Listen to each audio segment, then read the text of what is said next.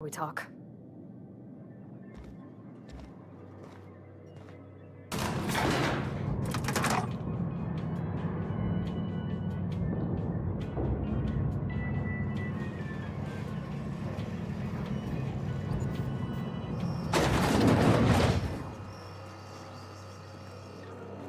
Hey, mister, can we talk?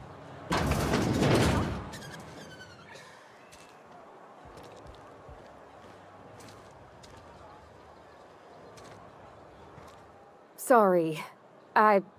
You just want to get out of here. And you likely don't want to tag along like me. It's just, Mr. Thompson has his own view on matters, on account of it's his job and what all, but that's not the only side of the tale.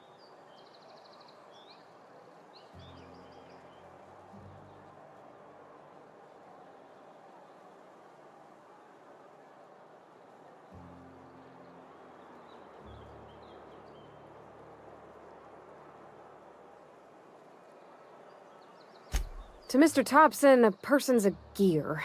It does its job quiet-like. If it squeaks or stutters, it gets replaced. The deserters are decent folk. I knew some of them before they left.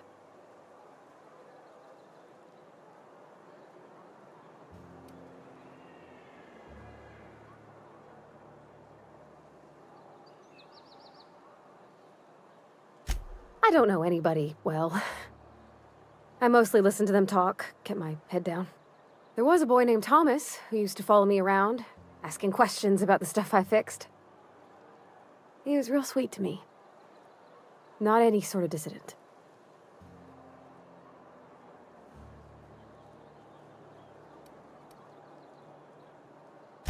Miss McDevitt? Oh, gosh no. She was a real important person. A flavorist.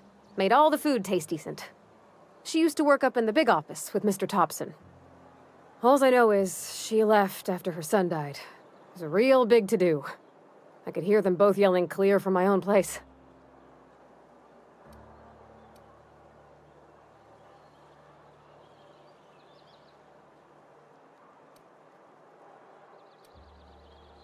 Can't say as I know. I wasn't there. The sound carried, but not the words. If Mr. Thompson ain't of a mind to tell you his own self, you'd best ask Miss McDevitt, if you can get out to her.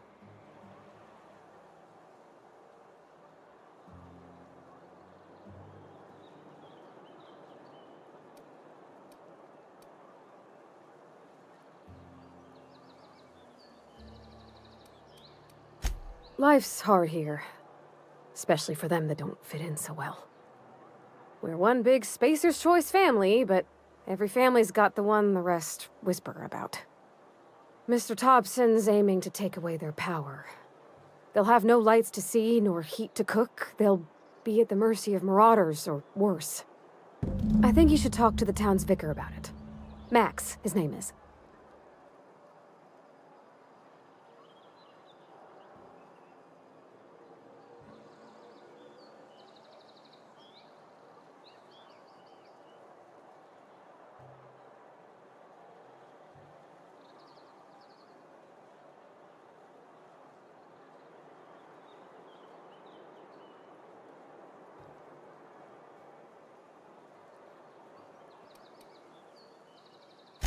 The mission's on the east side of town.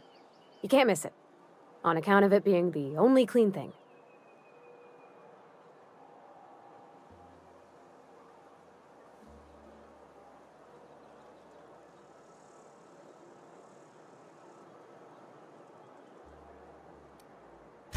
About if what Mr. Thompson proposes to do is upright.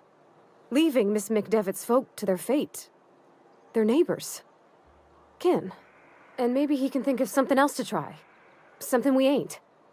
He used to go walking outside town. Maybe he found something that'll help. It's just an idea. That's all.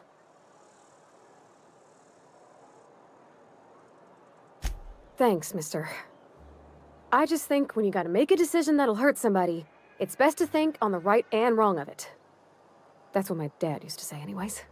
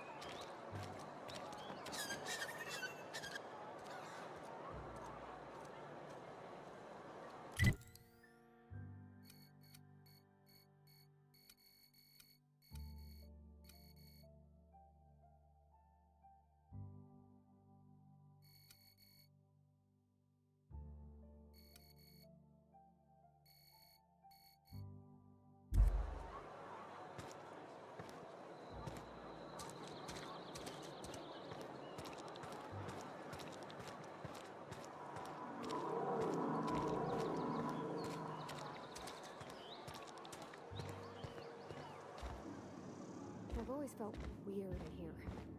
It's too clean.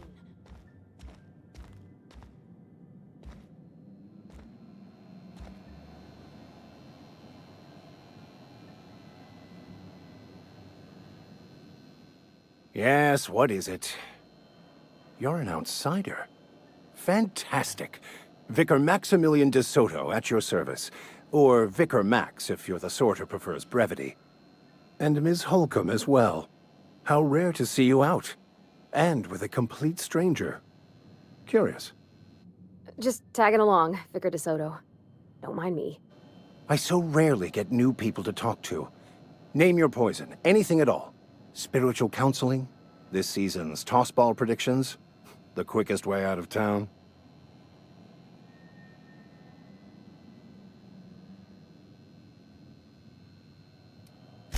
I've never seen you before, and there's been no paperwork indicating a transfer. Half the time it's wrong, but a new worker without paperwork? Unheard of. Also, you lack the distinctive worker gaze. Usually either a deadening behind the eyes, or in some rare cases, a wild-eyed frenzy, like a trapped animal. Pretty universal here, except for Ms. Holcomb, who, for some reason, doesn't seem to have much to say to me. Isn't that right? It's just... there's more to it all than numbers. Sorry.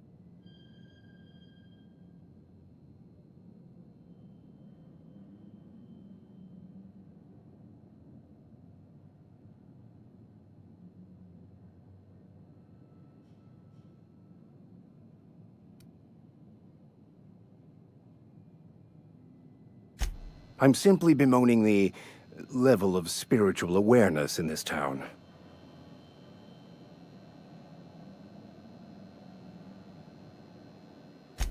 Yes, but there are few who hear me in this miserable place. I must double my efforts to elevate my flock. These are good, hard-working people here.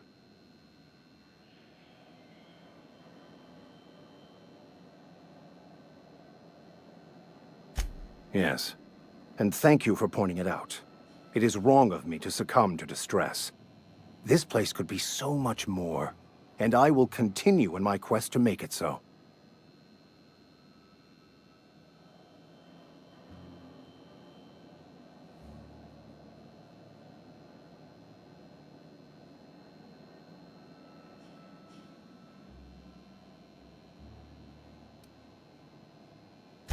They who are not satisfied with their work are satisfied with nothing. No? How about, work fortifies the spirit. True exhaustion awaits idle hands.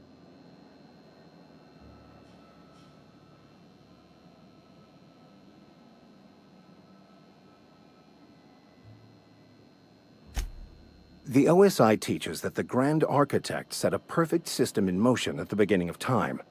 Contentment is found by accepting one's role in that grand plan.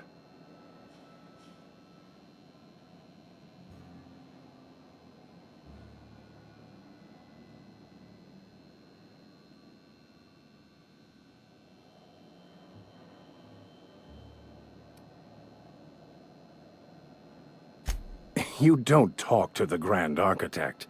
Once the universe was set in motion, it stepped back. It has no concern for us.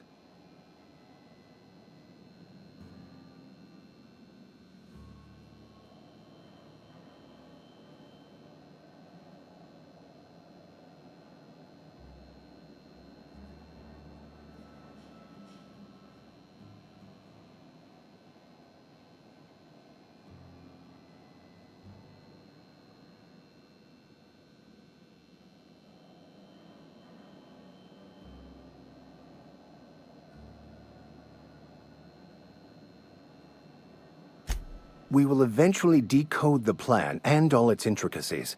Once we are able to deduce the properties of every particle in the universe and its trajectory, we will know everything. The future, the past, each person's place within the plan, all will be laid out before us, removing struggle and bringing peace. No one will ever need question their path again. Some even believe this ultimate knowledge will unlock mankind's true potential. and we will all become akin to grand architects ourselves, after a fashion.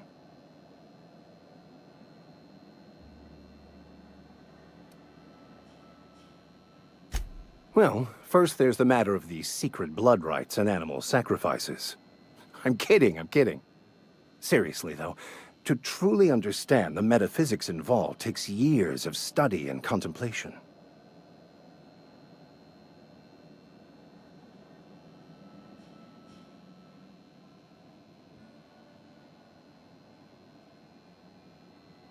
But what? I thought you would talk to him. You wanted to speak to me, Ms. Holcomb? Every time I've tried to engage you in conversation, you look at the floor, answer in single words, and slink away. I can't imagine what would be so grave as to drive her to my mission. What has Mr. Thompson asked you to do?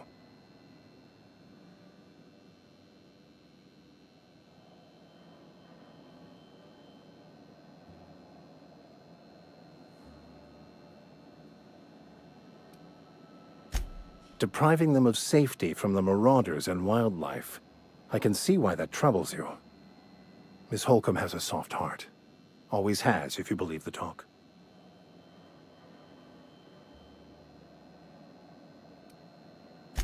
They rejected the order of society and live beyond the walls so thoughtfully provided by our Spacer's Choice patrons. Does that strike you as a responsible life choice?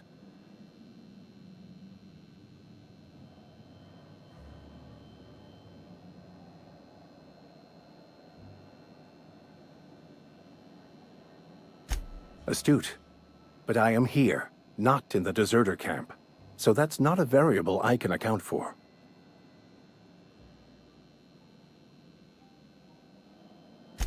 Assuming your goal is to save as many as possible, then you should bring everyone together.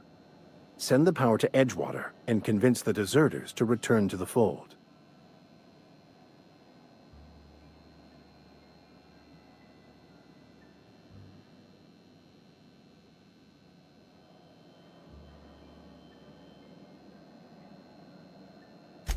Not if things are left to stand as they are. If you don't mind a bit of unsolicited advice, be cautious on your way to the geothermal plant. It is not as safe as you might assume.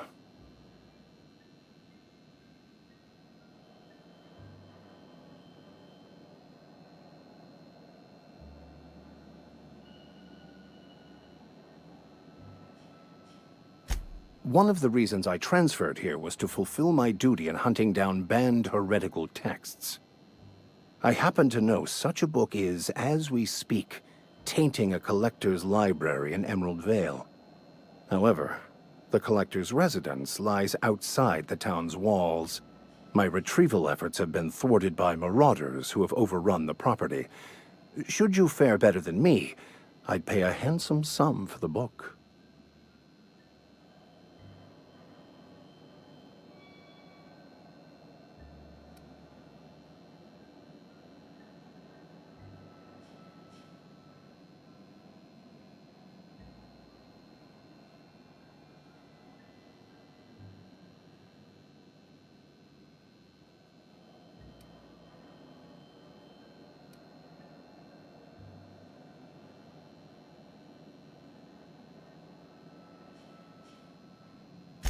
I just want to keep the writing out of layman's hands.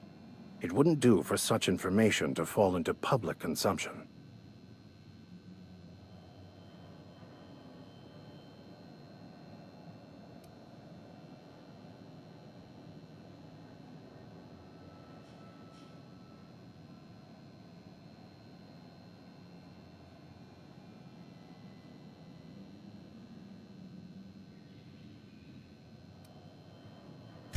It's a handwritten journal, a faded blue cover with the name M. Bakonu handwritten in the lower corner.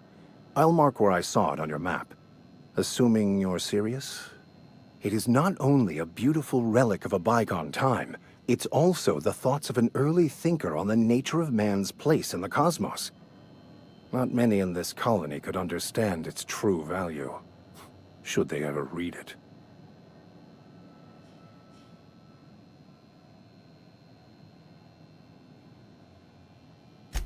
Thank you. If you retrieve it, you can always find me here.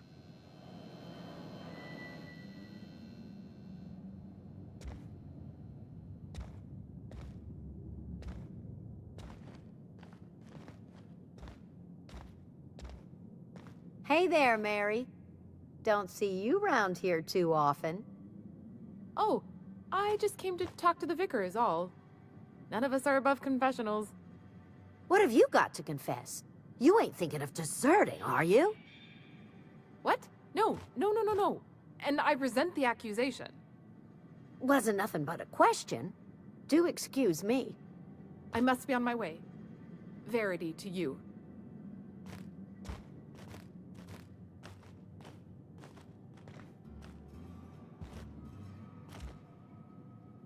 Talking to the good vicar always lifts up my spirits.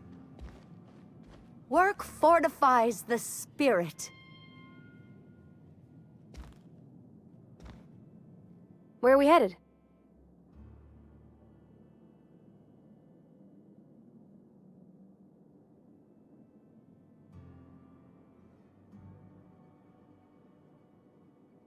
You mean about the mission being too clean?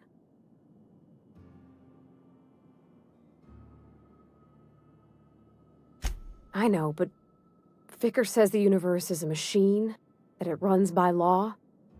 Real machines have gunked up oil, scratches, and worn bits. You can tell they've seen handling, been used by folk. The machine Vicar sees is one ain't never been run. It's not for people to live in. It's something on a museum shelf, under glass.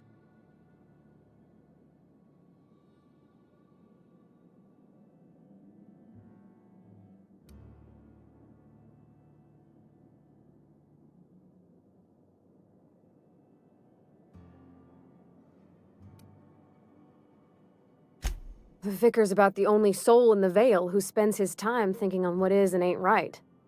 It's just that when he looks at me, I feel I'd disappoint him.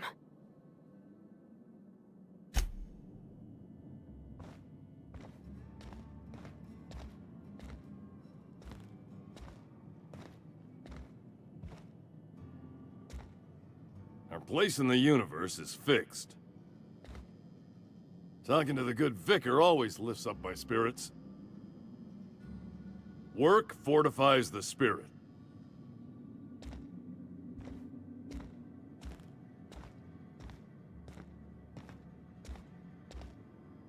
Our place in the universe is fixed. I don't have time for this.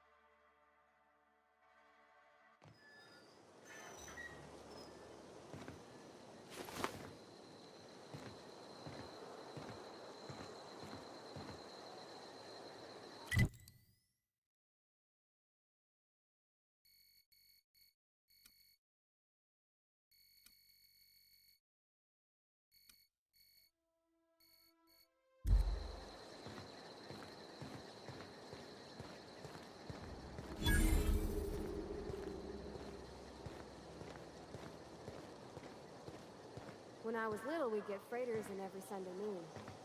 Now they only come but once a month. I love it.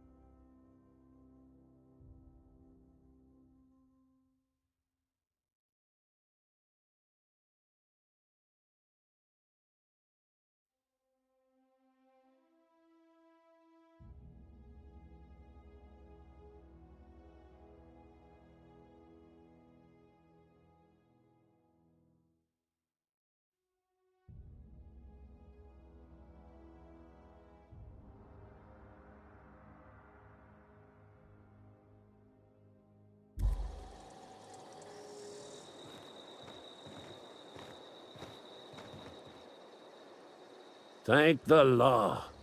I've been requisitioning backup for months. Guess the boss finally came to his senses.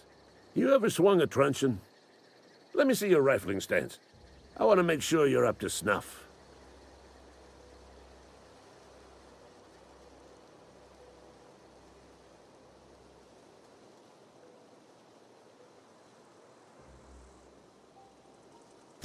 The war! The coming apocalypse! Man versus machine! I'm talking about mechanical soldier. Cold, heartless automatons made of iron and lies.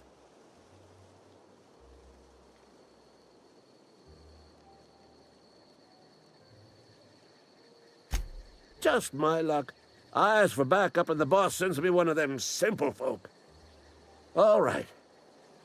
Listen real close. Auto-mechanicals. Creatures forged in the fires of malevolence. I seen them over by the old power plant, clattering about, firing at the birds, orchestrating their uprising.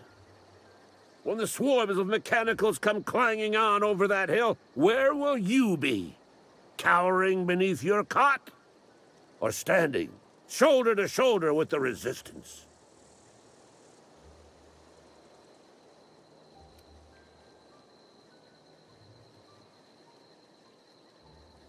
I've been gathering up a war chest over the years.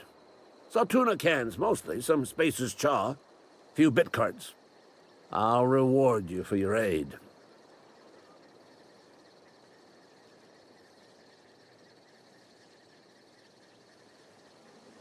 Enlistment fees?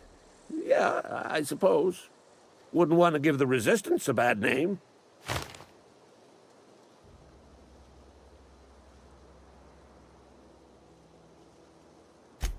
They have sent a scout, prowling around the junkyard just behind our beloved town. This scout must not be permitted to return to its base of operations. Cross it off, then report back.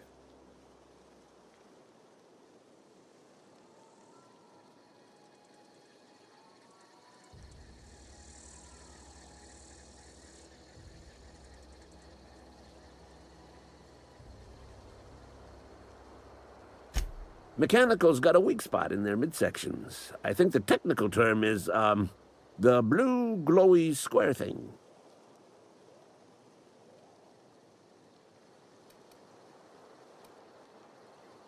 Go on. I'm Ludwig Miller, Associate Security Officer for Transportation. Officially? Unofficially? Strictly between you and me. I am the only thing standing between Edgewater and total annihilation.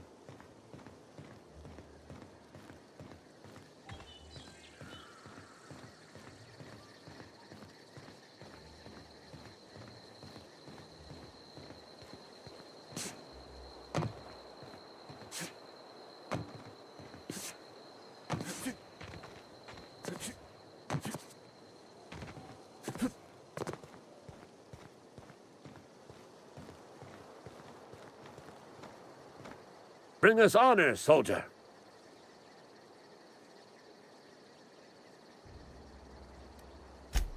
You beat that scout to scrap with its own legs? Pulled its optic cables out its head case? Actually, don't tell me. Rather use my imagination. You're a passing fair soldier, I will confess. But you are one, and the enemy is legion. What you need is an equalizer, a weapon to strike fear in their cold, mechanical hearts. Cantina, lavatory, behind one of the toilets. That's where I've kept it hidden all these years.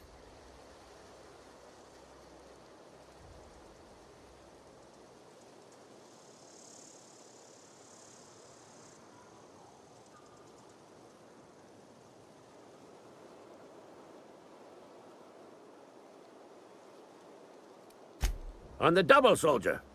Don't want the bartender poking around in there with a mop.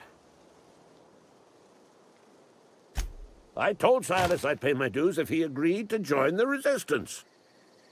Guess this means he's finally heard the calling.